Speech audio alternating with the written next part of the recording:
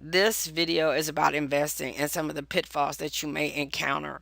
And as an example of an investing opportunity, I have included the purchase of a franchise. So I hope it will help you understand that there is a big difference in investing as opposed to getting up going to work every day. You earn money, but it's the expectations on how much money you will earn.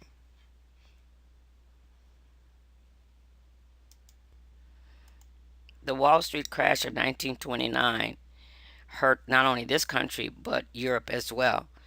The president of Chase National Bank made an interesting statement regarding the fact that it was the consequence of people speculating, millions of people speculating on stocks and inflated products and things that were out there to make money. So when it began to crash, as he says here in the last sentence, that the number of sellers would be greater than ever when the boom ended and selling took the place of buying. You must be very mindful when dealing with stocks that they can fail. So you want to make sure that you contact your resources in the military that can help you if you decide to invest in something like this. Investing or employment. Investing is you take money and you invest it in a project or something with the expectation that you will get back more than you invested. The definition from google.com is very good. It says expend money with the expectation of achieving a profit or material result by putting it into financial schemes, and some of them surely are, shares or property, or by using it to develop a commercial venture.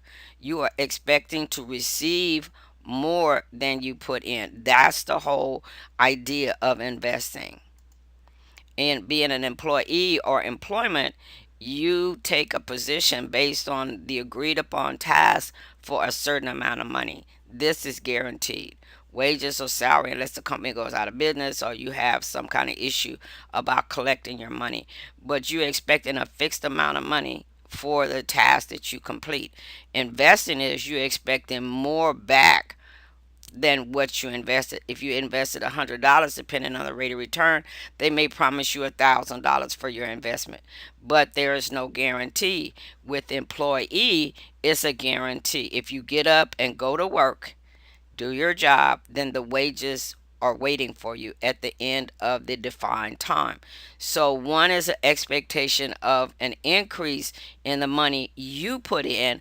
The other is an expectation of agreed upon wages for tasks that you have agreed to do.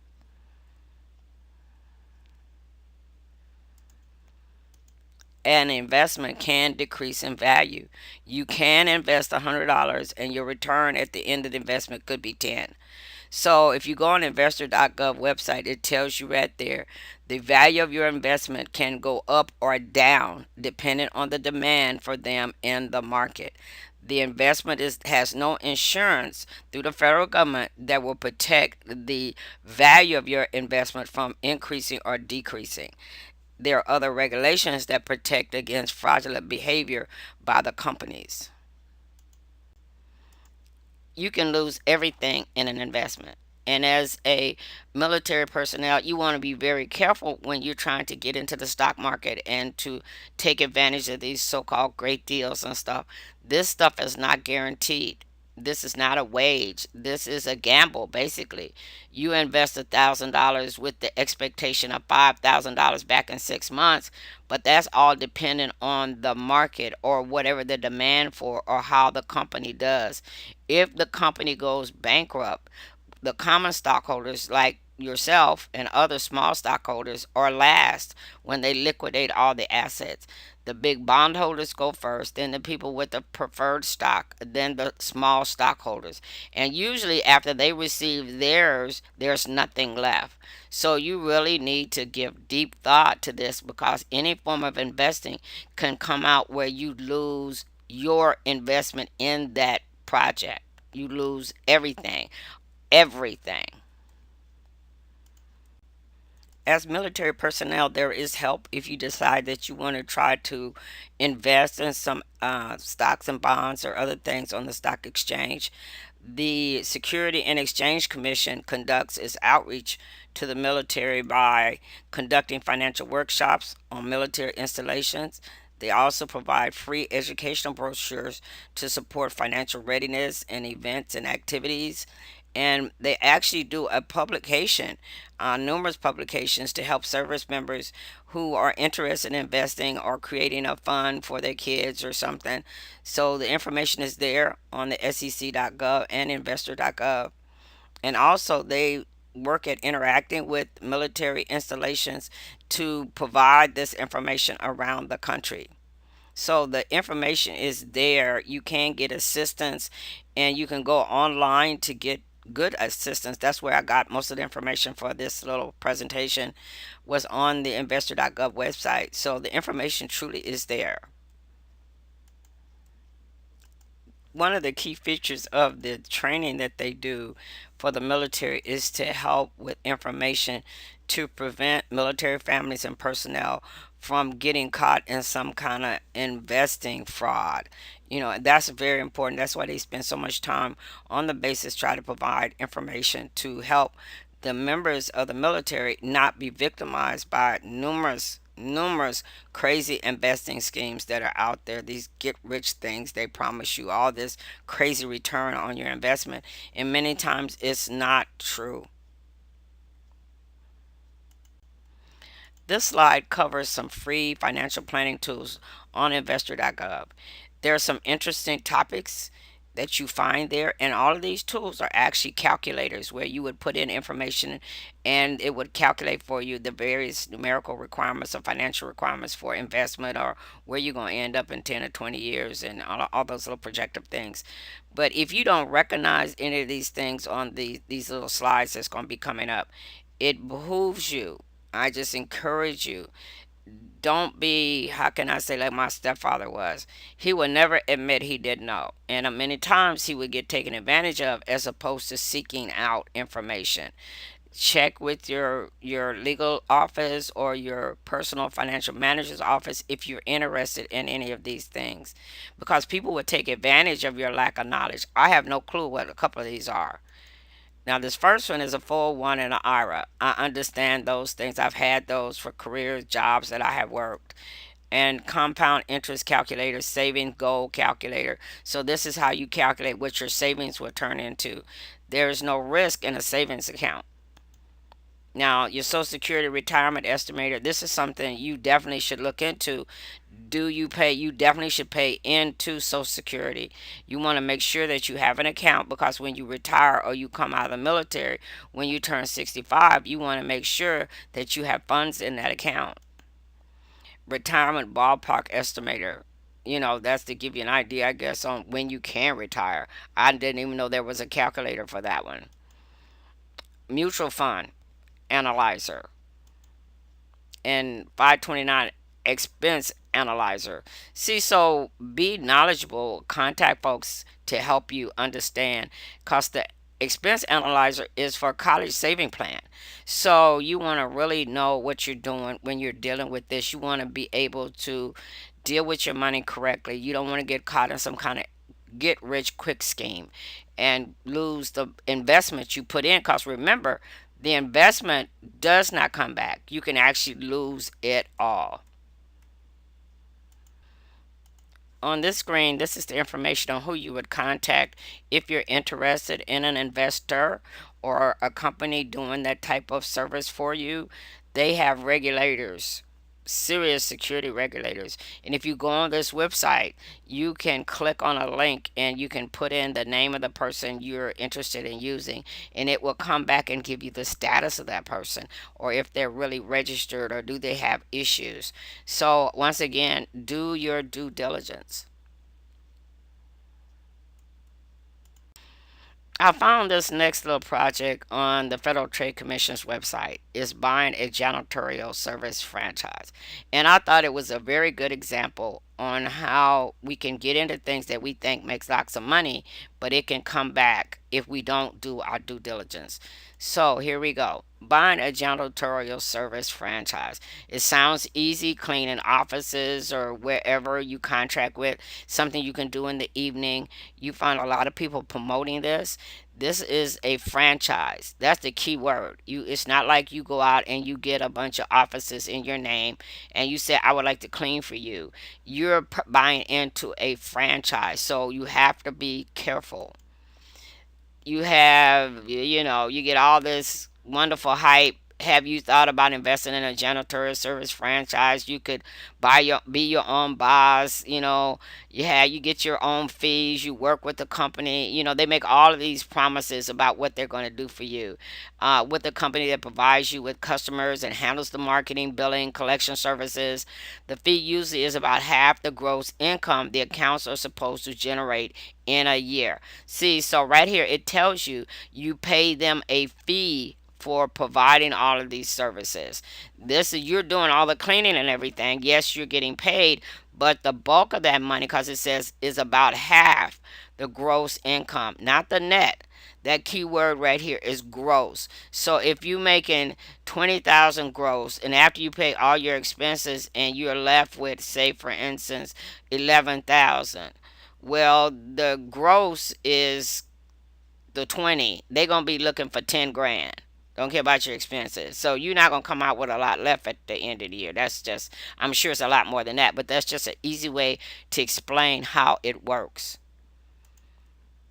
Yep, everybody's talking about let's go, we got to make a change, let's make us some money.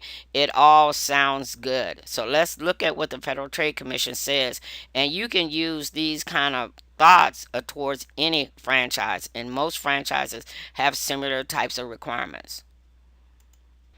Now you go home and you talk to your family all about it. Everybody's all on board. Everybody's excited. It sounds great. Nobody sees anything wrong with the franchise or the idea. All they thinking about is how much money they can make. And it sounds so easy. All they have to do is clean the buildings. They don't have to do any paperwork. They just need to collect their share. Well, everybody's on board. Everybody's got their little calculators out, figuring out how much they can make and what they can spend it on. Even Granny getting out her little change out the piggy bank, and Mom's is over here chilling on her little raft. She thinking about all the great vacations she can have. But it's times like these when you need to really stop and think. Nothing is free. Make sure you do your due diligence. Okay, so you're slowing down. Now you're starting to ask questions. The importance of the paperwork cannot be overstated. According to the Federal Trade Commission about franchises, there's a document they must provide you. It is a disclosure document. You're supposed to get it at least 14 days before you sign anything or give these people any money. The purpose of that is to give you time to have an attorney review this contract to make sure that there are not things in there that will cause you harm, basically. So, and it gives you time to have another discussion with your family after you talk to the attorneys and find out all the requirements. Now you've had time to consider. Now you've had time to slow down. Now you've had your disclosure document and you've been going over it. Now, here are some things the Federal Trade Commission says is supposed to be in that document. This document should include the responsibility you and the franchisor will have to each other if you buy the franchise. Remember, you're buying this franchise. Also, evidence to support claims about the potential earnings, the earnings of their current franchisees. So you need to get a statement of earning from them to show what their corporation has made and what other franchisees have made as they have purchased this thing. There needs to be full disclosure. The total number of franchisees. You need to know how many franchises they have. Do they have one or two or 50 or 100? This like on the McDonald's level where people buy numerous McDonald's in a single city? You need to understand what's involved. How many franchisees were terminated or not renewed during the past year? There is a contract renewal part. This is stuff that's in that disclosure document. So this document is very important. I know you seem to be inundated, and some of these documents can be very long. So that's why it's important for you not only to review it with your family, but go to an attorney. Go on base to legal services and make sure that you make an appointment so you can review that document, because that paper can be daunting if you're not really used to it. Okay, we're continuing on with the things that should be in that disclosure document. Names and address and telephone number of at least 10 people who are in this franchise that don't live too far from you. You shouldn't have be in California and you got names from New York. No. The cost to start and operate the business. You're going to have some initial startup expenses. They should be able to tell you what those will be. That will be in your document. Background and experience of those who are key executives in this company. They should have some kind of background in doing exactly what they're talking about, janitorial services. They should have some background in that, not just be on the board with no experience, because then their expectations are going to be all wrong. And then when you have issues, they're not going to understand what you're talking about. You want a fully financial audit on the person owning the franchise. You want to know about his finances. Is he solvent? Is he got $1 million of credit card debt? You want to know, because you don't want to give this individual this money to purchase this franchise and then it's just a scam. You lose everything. Now, this is a very important statement here at the end. A discussion of legal actions against the franchisor or its directors, and by the franchisor or directors against franchisees in the past year. Basically, you want to know about any legal actions that's been taken against anybody in that company. That will tell you what they're doing and what they're up to. So that's very important knowledge you will need. It is no small thing to be in business. There are books, and at times you're going to feel just overwhelmed with the stuff you have to read. That's why you need help. You need legal counsel. You need somebody to help you read and understand this stuff. Okay, let's discuss the franchise agreement or contract. The terms of the contract: if he gives you a package of cleaning accounts that bring in $20,000 a year, his cut is going to be 10,000. He gets half of the gross. Remember that. So you really want to sit down and work the numbers and really work out what it costs to do this. Sit down and talk to your family members.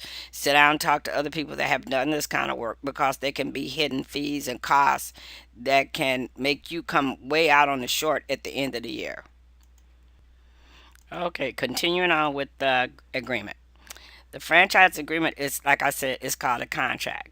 This determines how you two will interact. This is the legally binding obligation between you and the franchisor in writing. This document controls your relationship.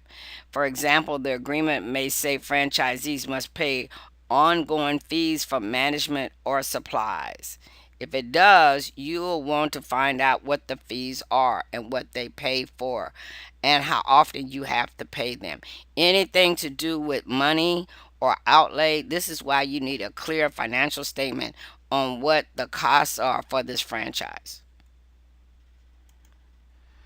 I think this is the most important part in the whole presentation.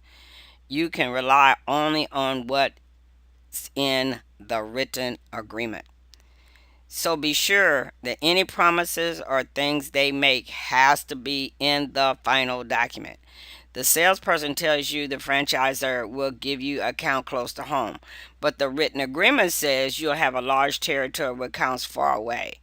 If you sign the agreement, you will have to do what it says. This is what I was talking about.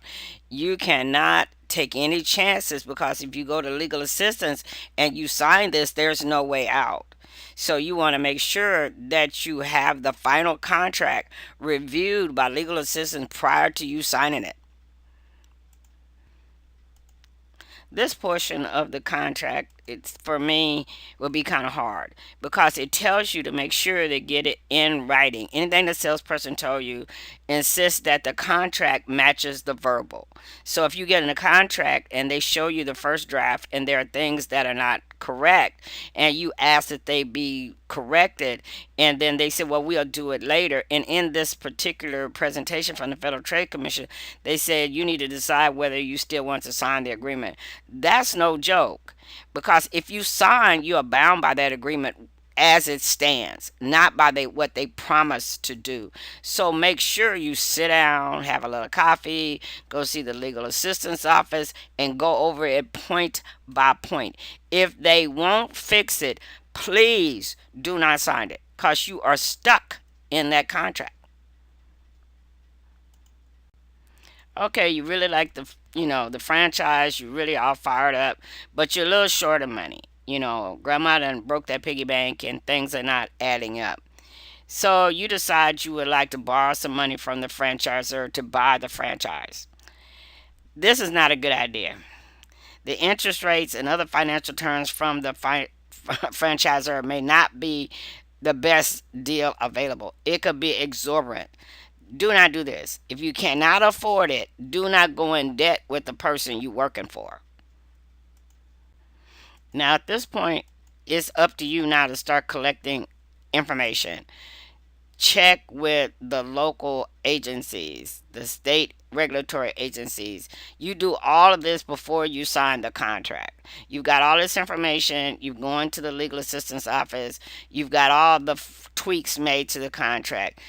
Do not sign anything until you check with the state regulators to make sure that you understand the terms of the franchise in your state. What kind of liabilities do you have? Do you have any kind of tax liabilities? And this is something you want to make sure that's clear in your contract, because you will have to pay federal and state taxes. So you want to make sure that all this is clear. Is this money you make from this business, is it declared as income? This is a business, so you're going to have to do your due diligence. Continuing on with our information.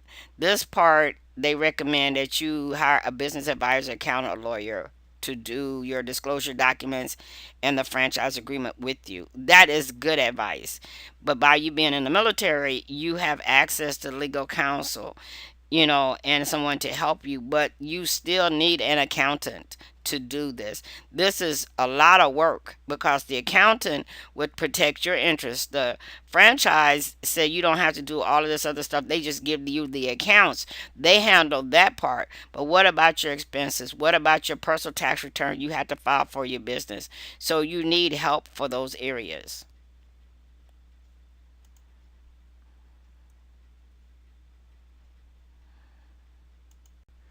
Now, here's some more information you should be getting. Talk to each franchisee listed in the disclosure document. Ask them about their earnings and their experiences. How does it compare to what the franchisor told you? Don't rely on only the information from the franchisor. Remember, he is selling you something and he may have your head all pumped up on how much money you can make, but he's not telling you what you have to spend to make that money. So you want to be realistic. You want to talk to more than one other person who owns one of those franchises.